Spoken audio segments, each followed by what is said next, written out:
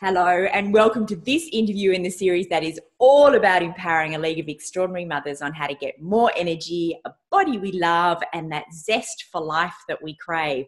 I missed out the bit about using the power of food. So today's interview is with the gorgeous Mary Kelly. Mary is a mum of three who has found a way to heal her family from a huge number of food allergies and other health challenges, replacing pills with real food and chemicals in her home with beautiful homemade non-toxic medicinal balms. So we are going to learn so much today, and I'm so grateful to you for being here, Mary. Thank you. My pleasure. So I do start each interview with, tell us your story and how you came to be here. And I know that this is going to take up the whole 45 minutes because the story is just phenomenal. But let's just start with a bit of your background and why you came onto the journey that you're now on. Okay. We were living in London. I was 30 years old and I'd just given birth to my firstborn son. And that was the first time I ever really came into any kind of awareness of food being a problem for my body or for anyone else's body. I knew people who had allergies, but I'd always prided myself on being a very healthy person. And I now realize that I probably was living in a bit of a denial. And I think that many of us are. Because what happened over the next few years revealed to me that the state of my gut was anything but good. It was, in fact, it was dreadful. And it really struck me, and it still strikes me to this day, how long I endured the symptoms that I did with a positive attitude and believing that that was normal, when in fact it was common. But I think we all suffer from believing that common is normal, and it certainly isn't. So what happened was we gave birth to this beautiful little boy, huge baby. That's a whole nother story. That would take a whole nother 45 minutes. Anyway, in England, and we were living there with no family support. We had a few friends, but it was just really my husband and I. And he was a good baba. He was so beautiful until he was 3 weeks old. And when he was 3 weeks old, he started to vomit. And it was extraordinary amounts of vomiting. It was after every breastfeed. It would come out of his nose. I ended up almost every day sitting on the floor of the shower covered in vomit with my baby, crying my eyes out because the doctors, the NHS, God bless it, really doesn't pay attention to you unless you're a very squeaky wheel. So I would go down to the doctors, and I was still in that kind of nature of, oh, everything's okay, it's just that he's vomiting a bit. And all babies vomit. You're a first time mum. And so it kind of steadied out. He would vomit 4 times a day, and because I was a first time mum, I honestly I knew something was wrong. I just couldn't find anyone who could help me, so I just kind of carried on. I didn't know anything about whether it was my breast milk affecting him. This carried on until we started him on solids. And he was fine always on the first meal that I would give him. And so I would make a huge batch of it. And the second time I gave it to him, the vomiting. So at this stage, we had a baby who was born in the 99th percentile who couldn't tolerate anything. He would hold down every second or third breastfeed. And rice cereal he could hold down a little bit. But anytime I added any vegetable or fruit or meat or anything like that, he would almost always vomit. It was confusing because it wasn't every time. It would, and I was just an absolute ball of postnatal depression and PTSD. I had what they get in the war, just complete trauma associated with food and trying to feed my child. And I still couldn't get a doctor to listen to me. This carried on until he was about a year old. And then finally the doctors pushed us through to a pediatrician, and we started testing, and it just went horribly. It was a really unsupported system. And I think now, it was 10 years ago now, and I just think either they didn't know what they were doing, or they'd never met a child like Daniel. And I really got the sense that they didn't believe me, that it was that bad. They thought, no, maybe he's allergic to dairy, but he can't possibly be allergic to all these things, you know. And the sad thing is, in 10 short years, we now know that there are thousands of children like this.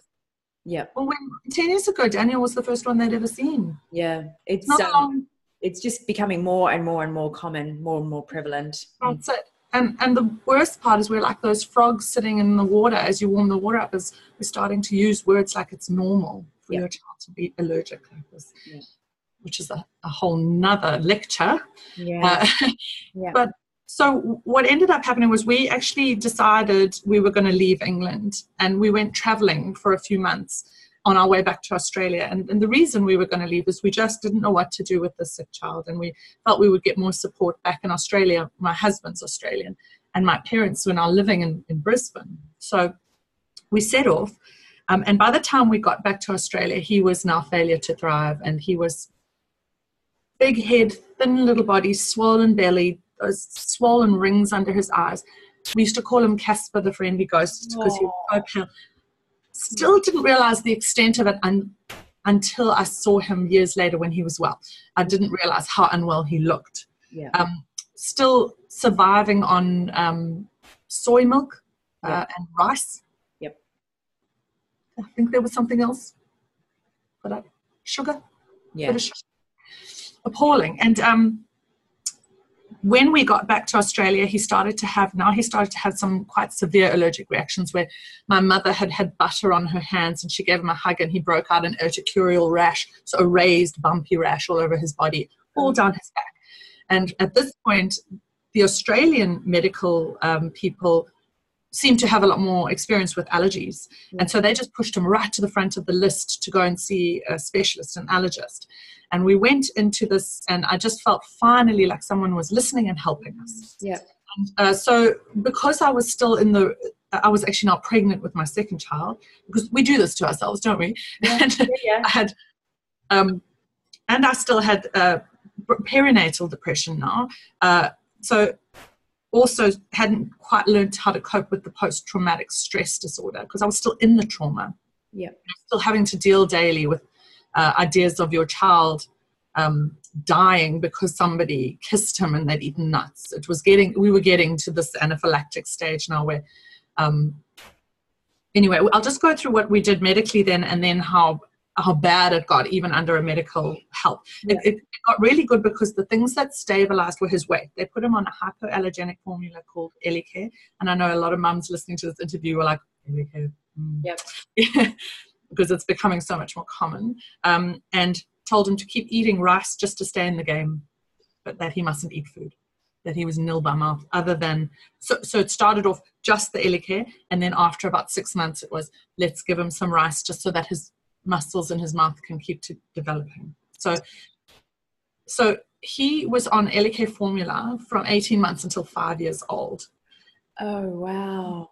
And during that time, we had rice, and then we managed to get a bit of corn into his rice, and we found a sausage, but he lost that fairly quickly. He would really go up and down. Unfortunately, I realized way too late down the path that he didn't cope well with the vaccinations. Every time he was vaccinated, his health would dip.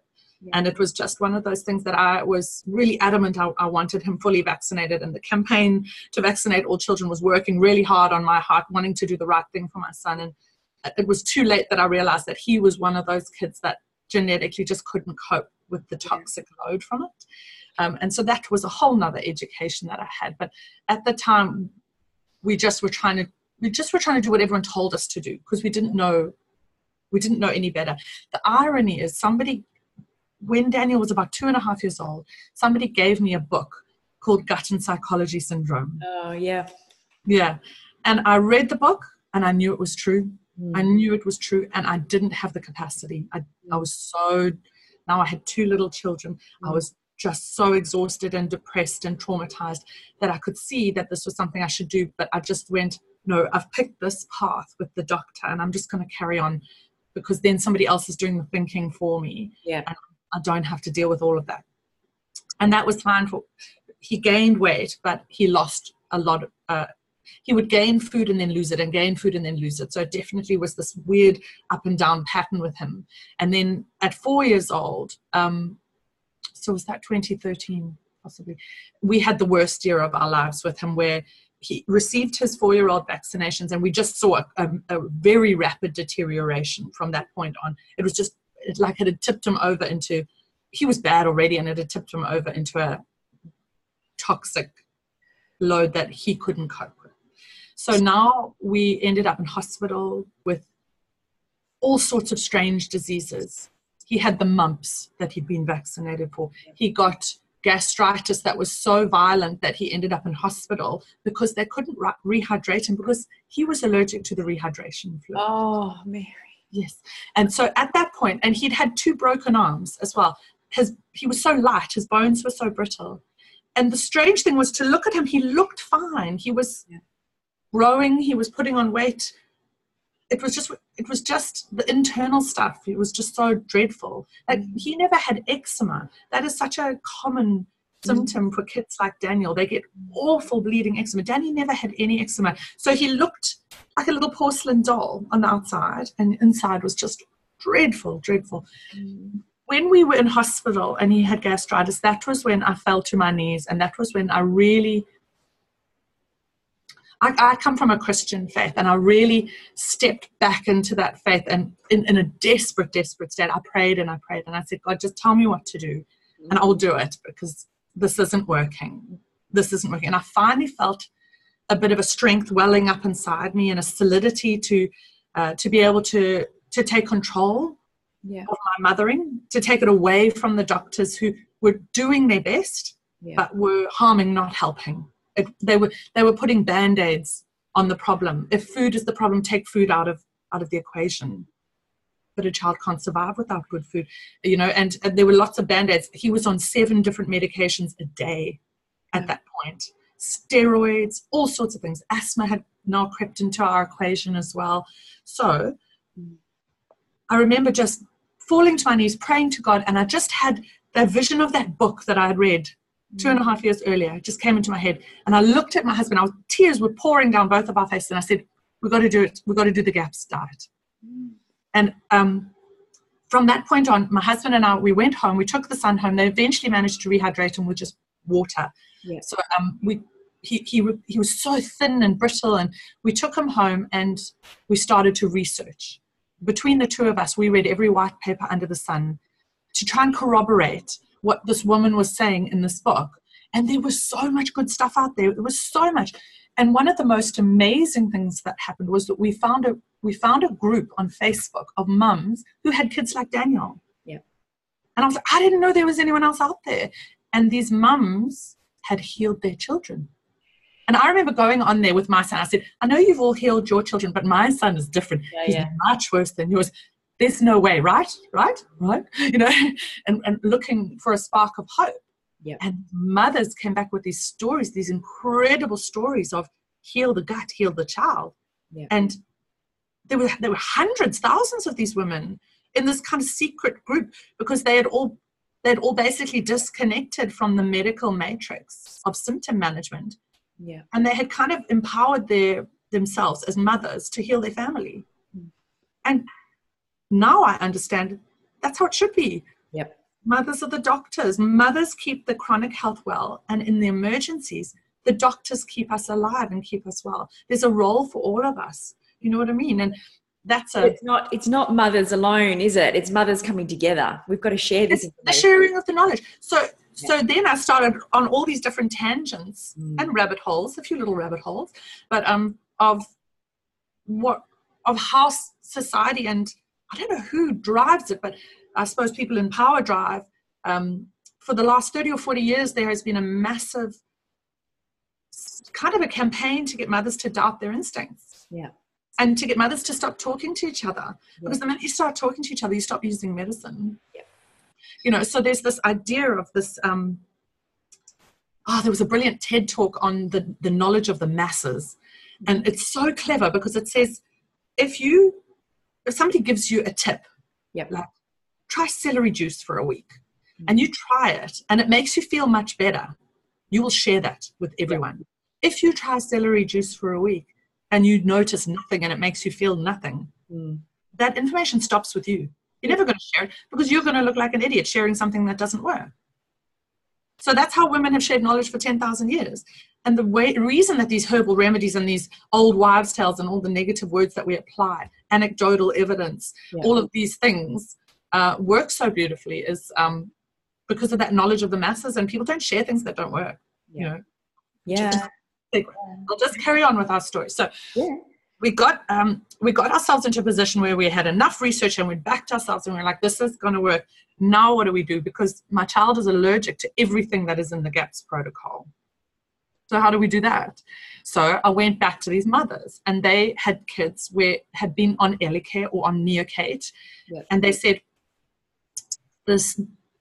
They literally said the most gentle broth is lamb broth, and broth is a huge foundational food in the GAPS diet. They said the most gentle broth. It seems to be that these children, and so we now had a title of FPIES, which is food protein intolerance, which is basically intolerance to everything because everything has some form of protein in it.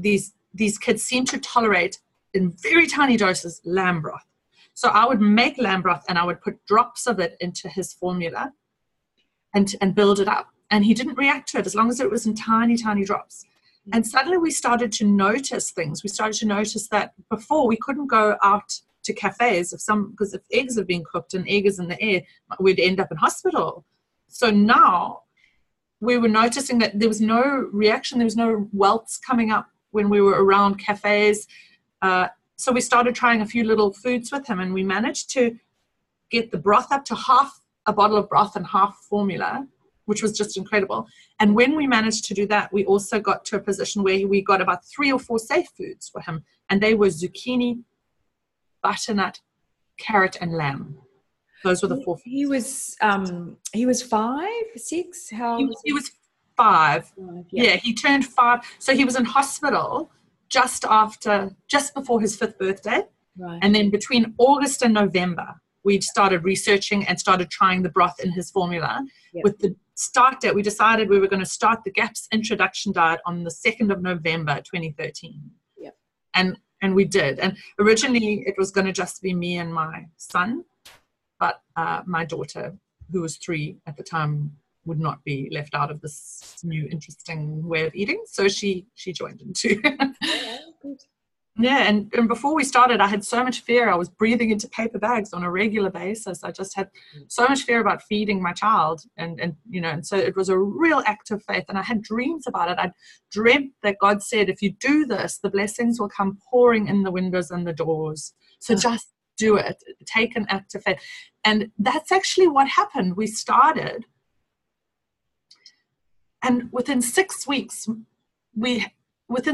he was eating everything. That's amazing. That is absolutely amazing. Considering that level, that quantity of time and that level of illness to have change just from something as simple as broth. Yeah, as broth and food cooked in broth. So the veggies were cooked in broth. And so that Christmas, so November 2nd was when we started. Yeah. That Christmas was the first time my son was able to eat a Christmas lunch. Wow. And he sat at the table and he ate apple crumble and ice cream, all homemade by me and all GAPS legit. Yeah. And ate the roast for dinner and veggies. And he ate the whole meal with his eyes closed. Like this. Oh, Mom, so good. It was too gorgeous. But one of the most astounding things, other than the fact that he had gathered all these foods, was the color that just went glug, glug, glug. It flooded back into his face. He just grew out. His bones got more dense.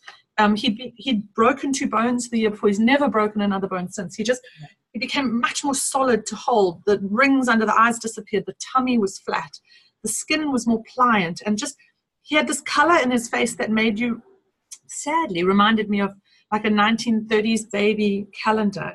You know, where they've got the little pink cheeks. Rosy cheeks. And it was so sad because it occurred to me, you don't often see kids with that color in their faces anymore. You know, that beautiful peachy skin. And my little girl as well, we took her along for the ride. I'd never really thought too much about her and what was going on with her. But so amazingly, some of the things we discovered when we healed was that my daughter had been definitely ADHD spectrum.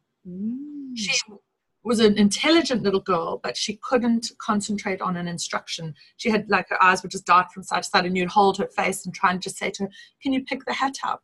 And she would panic because she couldn't process. And she healed very, very quickly from all that behavioral stuff. I think the toxins just cleared out from the brain. My son started to say things like, oh, he'd never been a touchy child. He didn't like to be touched. And he started to say things like, it doesn't hurt to be hugged anymore. I think it had physically hurt him. The bacteria in their mouth changed. So the food that they used to just hate, they were now eating. My daughter was going to bed and she was talking in her sleep about fatty lamb chops. Oh, mommy, fatty lamb chops. she really loved, and to this day, my son doesn't love meat. He loves vegetables. And there's such an interesting explanation, apparently, for that Dr. Campbell McBride, who wrote the GAPS book. She said, usually children who crave the vegetables have a high toxicity. Right. And veggies are so good for clearing out toxicity in the body. And the children who crave the meat and the fats and the animal products tend to be children who are more reactive to food. And my daughter definitely reacts to wheat and dairy. It's particularly those lovely sulfur-rich veggies that do all that detoxifying.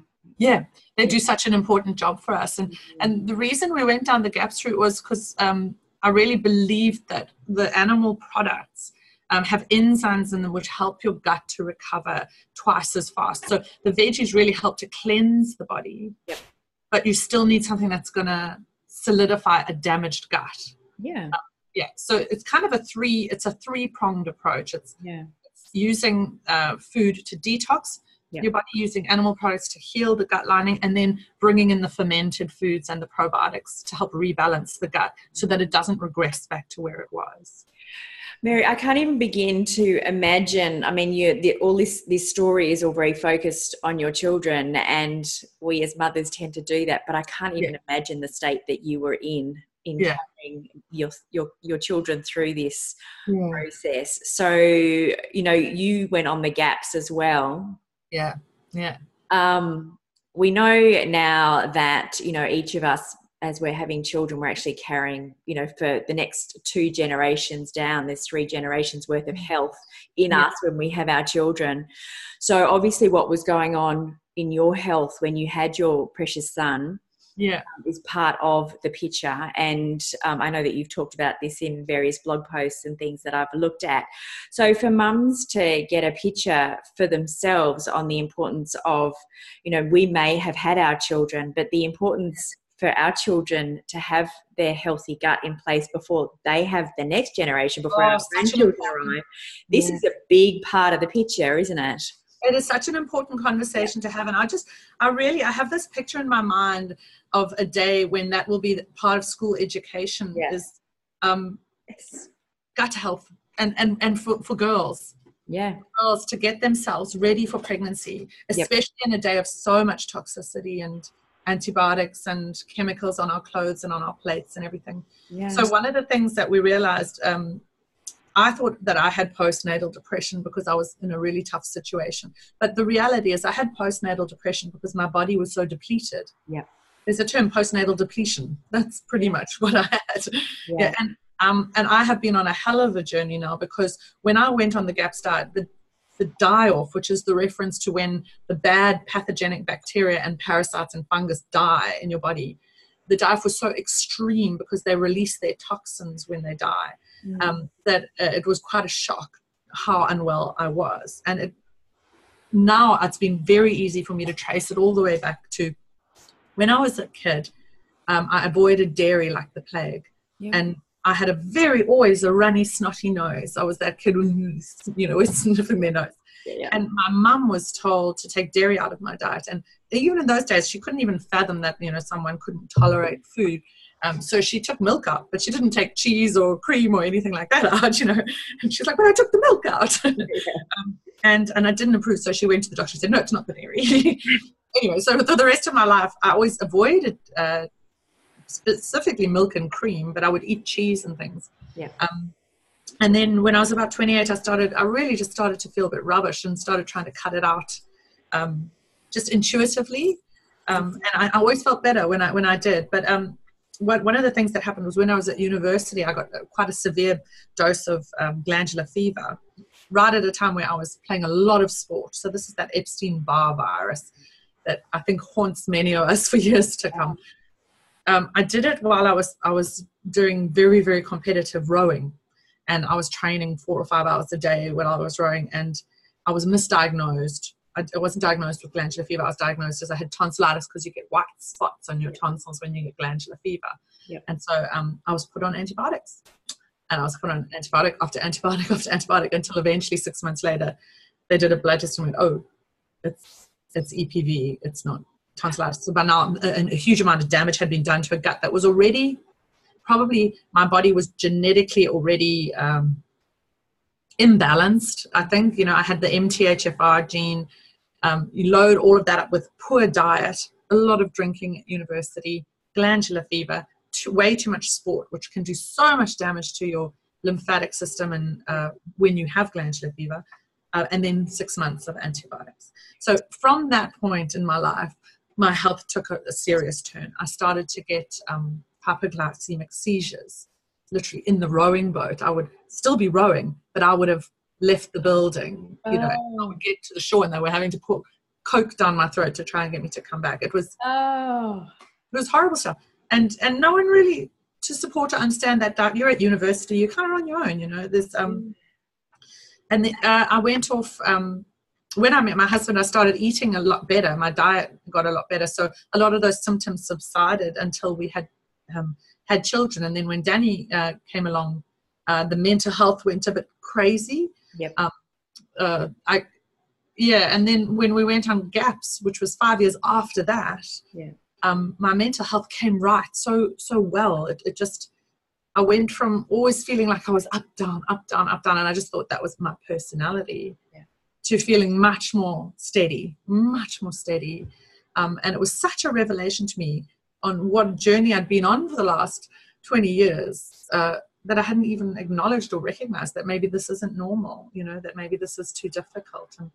And so that went, I healed well after GAPS. And then I had a miscarriage when we were trying for our third. I had a miscarriage followed by quite an intense weight gain, which was strange because I was fasting at that time. And then I went on for the next year to have multiple miscarriages. And you wouldn't even refer to them as miscarriages. They were chemical pregnancies. I would test positive, and then 2 days later, I would lose the pregnancy. And this just went on and on and on and on. But by this stage, I was a lot more empowered. I knew a lot more about the gut and how things interact. And I really got a strong sense that it was parasites that were the problem. So I went to the doctor and I said, will you test me for parasites? And he said, why would I do that? I said, I think they're interfering with my hormones, because my iron levels were high, and there were just a bunch of things in my blood test that I was now able to look at my blood test and figure things out, and he said, I think that you're on a wild goose chase, but we'll test anyway. And when he came back with the tests were ridiculous amounts of parasites, he called me and he was like, it's parasites. How did you know? How did you know? I was like, I'll sit down and I'll tell you. Anyway, one of the reasons I knew is because parasites have a massive interaction with iron. They either eat all the iron, or they're a parasite that stores all the iron, but it tests as high ferritin in your blood level when there's that much. So parasites often point to heavy metals. Problem in your body. Anyway, I did a little parasite treatment for myself, and guess who fell pregnant the very next month with Asha, my third child. And I carried her all the way through, and I was really pleased that I'd managed to figure this out. The journey continues. It's never with an adult, it's never straightforward. Like with my kids, they were sick, I healed them, they're fine now. With me, it is, I healed a little bit, I get worse, I get pregnant, it wrecks my body. So with Asha, I had a terrible pregnancy. It was, I imagine it was because I'd just done parasite treatments, and you get quite depleted, and then I fell pregnant with her. So I had hyperemesis gravidarum, which is severe morning sickness where you can't keep down food at all. I had that for 9 months, all the way. Ooh. I couldn't swallow my own saliva. Ah. How bad it was. So I was on Danzatron medication to try and keep food down. I was basically at this point doing everything I could to keep the baby alive and myself okay. Yeah. And I lived on eggs for some weird reason. That was the only food I could tolerate, was eggs. So I just, thank goodness, because they're such a nice. It was just eggs and also dry things, like, so I got back onto sourdoughs. And so I think by the end of my pregnancy, my liver wasn't well. My gut health would have gotten wrecked again. They say that for every month you have hyperemesis, it takes 4 months to recover postpartum. So then I give birth. It's a third child, so it's a whole nother level of chaos. And this was the first child of ours who didn't sleep very well when she was teething. Our other two were brilliant sleepers. And so we were like, let's have a third baby because we have such angels and it's lovely. And then this one comes along, not so much an angel. Mm-hmm. Lovely, delightful. Yeah. Not so much an angel, you know. So here I am, 38 years old now. And then I got 18 months of no sleep. And we thought, oh, she's never going to sleep. But then her last tooth popped out, and the next night she started sleeping 12 hours through night. So she was just highly sensitive in the mouth area. But she was exhausting. And so then I couldn't recover well. I didn't recover well from the pregnancy. And I was just kind of white-knuckling it through everything, you know, and feeling quite sorry for myself because this has been a journey for me. Yeah. But I stopped breastfeeding when she was 18 months old and started to feel a little bit better. Yeah. And then I finally had another prayer moment where I just felt, I can't figure this out. My brain's too foggy. I just couldn't.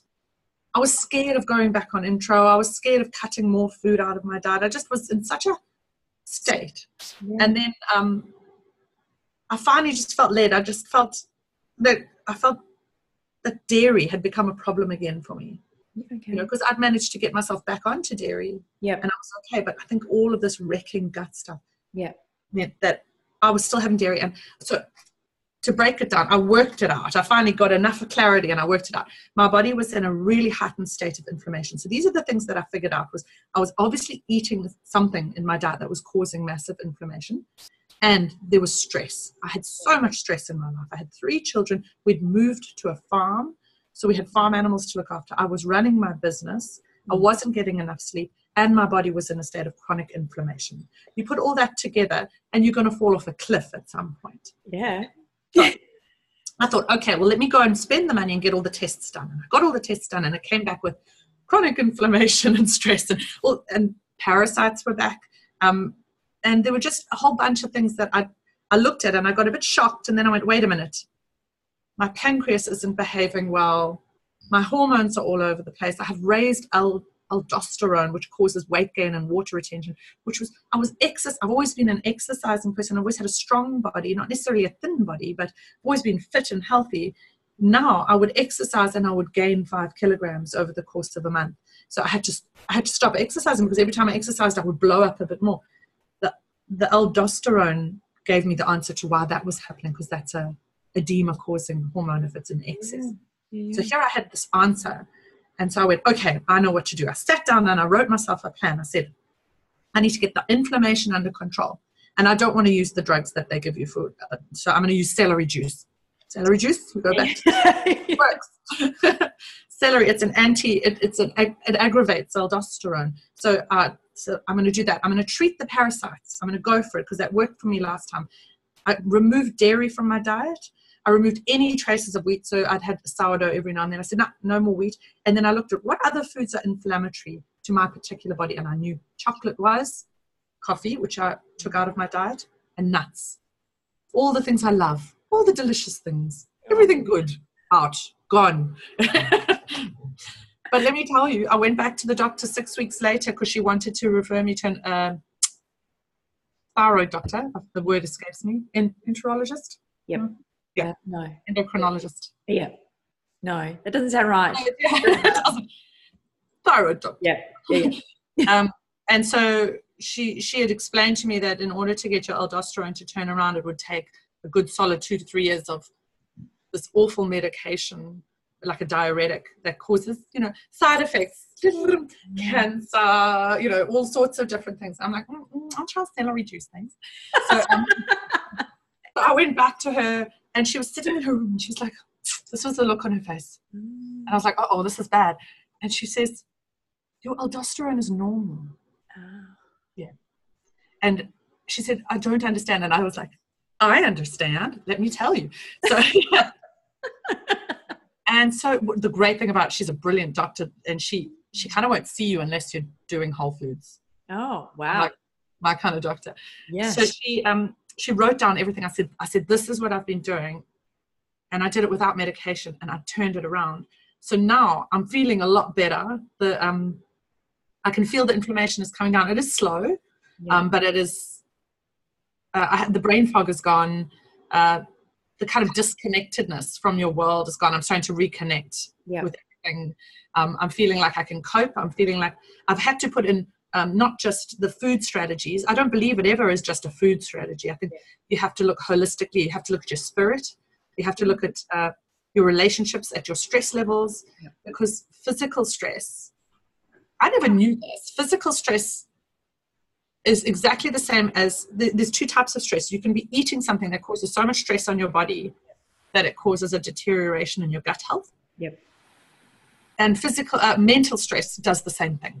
There's actually 3. It's physical, emotional, and chemical. That's it. Yes. Yeah. And I hadn't really fully considered that. I got into my tunnel vision of food will fix everything. Yeah. So it was quite good for me to get into how do I reduce my stress? And I started saying no to things. Yeah. And I started actually working on having healthy boundaries with people, and not just people in my physical world, but online as well. I was overwhelmed with how many people always were asking me questions and asking for information and advice, and all these people had big needs, but I was putting them before my family and myself. Yeah. So I had to really set some healthy boundaries. I had to even set healthy boundaries with the animals. Yeah, it's true. My dog didn't like being locked up, so, I wouldn't lock her up. But then she'd run crazy and chase cars and chase chickens. But I was like, I realized I had to set a healthy boundary. I had to stop being so empathetic to my animal because it was causing stress in my life. I mean, this picture of stress, it's funny as I do these summits, each one sets a theme, and the first one was very much anxiety is a very strong theme. In this one, it's overloaded mothers, it's stress, and it doesn't matter how much we get our diet right and meditate and whatever spiritual practice it might be. If we are stressed, if we don't take time for ourselves, if we consider time a luxury rather than a need, or if there's guilt associated. Oh, yeah. That's a big one. And I'm very guilty. I still, I was having a conversation with a girlfriend just on the weekend. I lay down on my bed and I was like, right, I need 10 minutes. I've just come back from a whirlwind trip to the US for work and putting this series together, and I've got 4 children, and, and. And I was like, right, I've got jet lag. I'm getting up at 4 o'clock in the morning, wide awake. And I was like, 10 minutes. I could not lie there for 10 minutes. I was like, no, look, my alarm's not working. I've got to get up. I could not stop for 10 minutes. No. And I don't think I'm alone. I think there's a lot of us that are just so wired to go. And if you stop, it's like, but I don't have time. You know what? I think my story is exactly that, because I healed myself and I was well. And then we decided to have a 3rd baby. And I don't regret that, but there was stress. Then we decided to buy a farm and move into that farm just after Christmas. And then my business took off, and I didn't pull it in. I just let it take over. And then our kids were starting at a new school. We were in a community. We didn't know anyone. Yep. I didn't have anyone to help, and I kept adding it. And then we got more animals, and then we did a renovation and all of these things because you can. Because I didn't think it through, okay? But because that's where I see other people doing. And I think there's a real habit in our society that is bringing the women down, which is we look to other women on how to behave, or we look on how to respond to our children. And you see it a lot with the fear parenting. Like, and I feel like I've kind of peeled back one at a time. Who am I? What is my identity?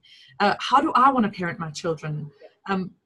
And I love and appreciate all the mothers and what they're doing and how they're parenting. But I always look at, but they're able to take their kids to all these different sports. Therefore, I should do that because otherwise my kids are going to miss out somehow. And I really go back to that kind of raping of the woman's ability to trust her own instincts and her own mothering and her own decisions. Yep.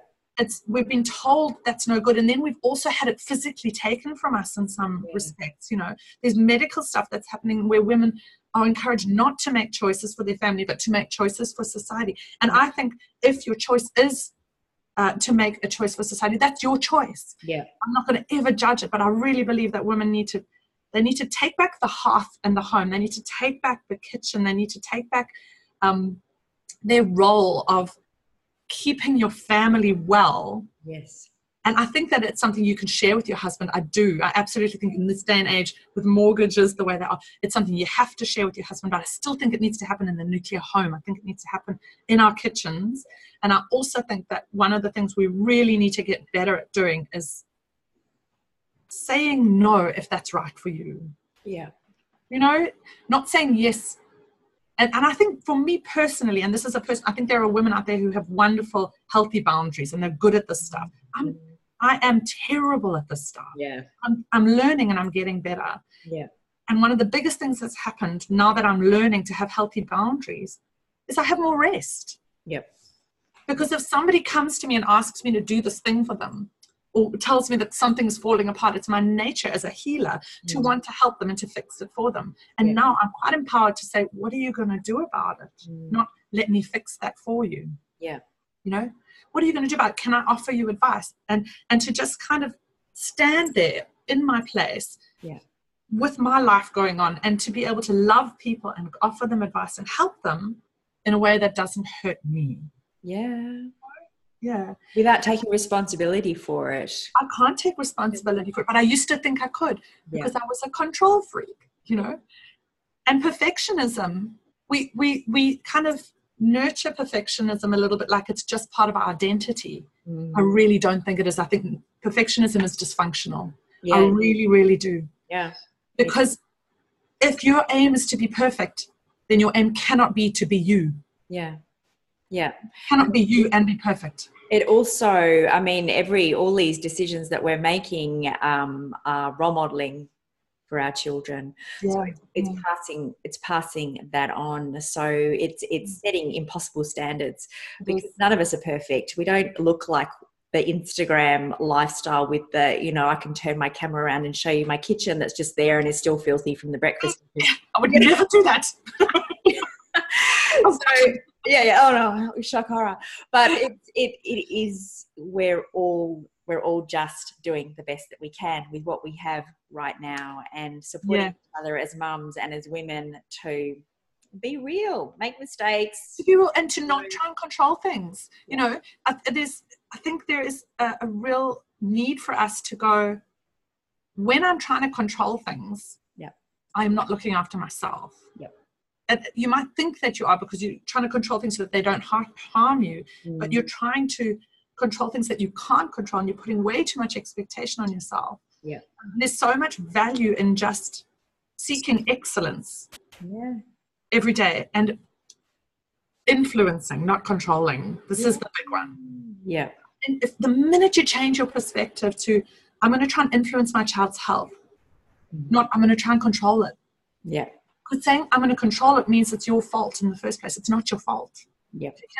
That took me so many years to say out loud, it's not my fault that my child is sick. And I can't control it. And so I had to learn how to influence everyone's health, including my own. I have to learn how to influence my environment so that I'm stable and still and full of rest, and not just yes. That's the perfect note to end on. We don't want to be all of us. No more crazy. It is a little crazy still, but Yeah, we are. I'll influence that too. Yeah, this has been an awesome interview. I know that you have a little gift for our audience. Have you got just a second to tell everyone what that is? Yes. I wrote a few really useful ebooks, and one of the ones that is my personal favorite is called Step 1, Introducing the Healing Foods. Yeah. And this really goes out to those mamas who are depressed or anxious or overwhelmed or stressed out to the max, who think, yes, I can't possibly, which is exactly where I was when I first read the GAPS book. I read and I went, it's too much. This book kind of helps you to just start introducing things that are going to help you feel better, one thing at a time without overwhelming you. And it's an ebook on my website, and I'm more than happy to offer it to the listeners today for free. You just have to go through the process of buying it, and then at the checkout, enter the coupon code Edwina. Love it. I'll put a little link under the video so it's easy. They can just click on that and it'll take them where they need. That's a good place to start. It really is. Yeah. Perfect. This interview has been an absolute inspiration. You are an extraordinary mother, hands down, amazing. Thank you so much for your time. It's an absolute pleasure. All right. Bye for now.